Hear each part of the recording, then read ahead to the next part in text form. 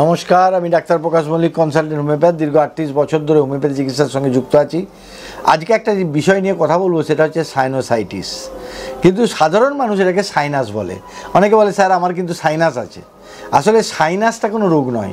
Sinus হচ্ছে আমাদের খুলির ভেতরে কিছু বাতাসপূর্ণ গহ্বর থাকে, সেই বাতাস থেকেই আমরা নিঃশ্বাস প্রশ্বাস নিতে পারি। এবং সেই জন্যেই যদি ওটা কোনো কারণে ওখানে সর্দিজনিত কারণে বা অন্য কোনো কারণে ইনফ্লামেশন অফ দি সাইনাস হয়, তখন তাকে সাইনোসাইটিস বলে। সেটাই হচ্ছে ডিজিজ। সাইনাসটা সবারই আছে, প্রত্যেকের আছে, প্রত্যেকের থাকবে, থাকা উচিত।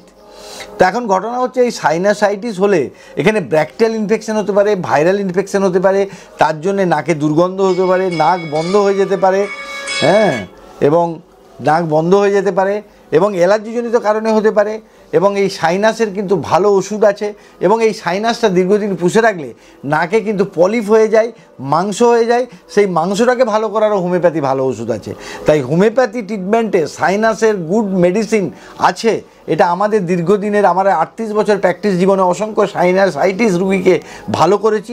অবশ্যই যদি অ্যালার্জি থাকে, তার অ্যালার্জি টেস্ট করে কোন কোন খাবারে তার অ্যালার্জি হচ্ছে সেটাকে জেনে তার মতো চিকিৎসা করতে হবে। আরও একটা ব্যাপার হচ্ছে যে অনেক সময় দেখা যায় যে কোন কোন খাবারে হচ্ছে, এটা তো বললামই, কিন্তু পরাগ রেণু থেকে হয়, বিশেষ সিজনে হয়। সেই কারণ, লক্ষণ এবং মায়াজামের ভিত্তিতে যদি আমরা হোমিওপ্যাথি চিকিৎসা করতে পারি, এই সাইনোসাইটিস 100% ভালো হয়ে যাবে হোমিওপ্যাথি চিকিৎসার মাধ্যমে এবং সাইড এফেক্টহীনভাবে, যার পরিণামে আপনি সুস্থ স্বাভাবিক জীবন যাপন করতে পারবেন। অনেক সময় পলিপ হয়ে যাওয়ার কারণে, আপনার নাকটা বন্ধ হয়ে যাওয়ার কারণে আপনি নিঃশ্বাস প্রশ্বাস নিতে পারেন না, অনেক সময় সঠিক গন্ধ আহরণ করতে পারেন না, এবং এর পরিণামে কিন্তু অক্সিজেন কমে যেতে পারে, সেটা ব্রেনে কমে যেতে পারে, এবং তার পরিণামে কিন্তু আপনার মানসিক সমস্যাটাও খুবই অমূলক নয়। তাই সাইনোসাইটিস হয়েছে, এটা কিন্তু স্বাভাবিক ঘটনা নয়। এবং কারণ লক্ষণ আমি আগেই বলেছি, এবং অ্যালার্জিজনিত কারণে হতে পারে, আবহাওয়াজনিত কারণে হতে পারে।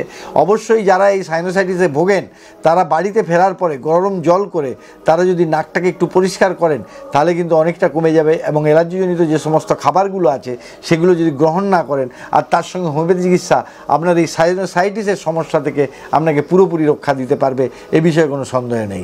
যাই হোক, আমাদের এই ভিডিও যদি ভালো লেগে থাকে তাহলে লাইক করবেন, শেয়ার করবেন, কমেন্টস করবেন, অপরকে দেখতে সাহায্য করবেন, অপরকে জানাবেন শেয়ারের মাধ্যমে। এবং সবশেষে বলি, আপনারা ভালো থাকুন, অপরকে ভালো থাকতে সাহায্য করুন। নমস্কার।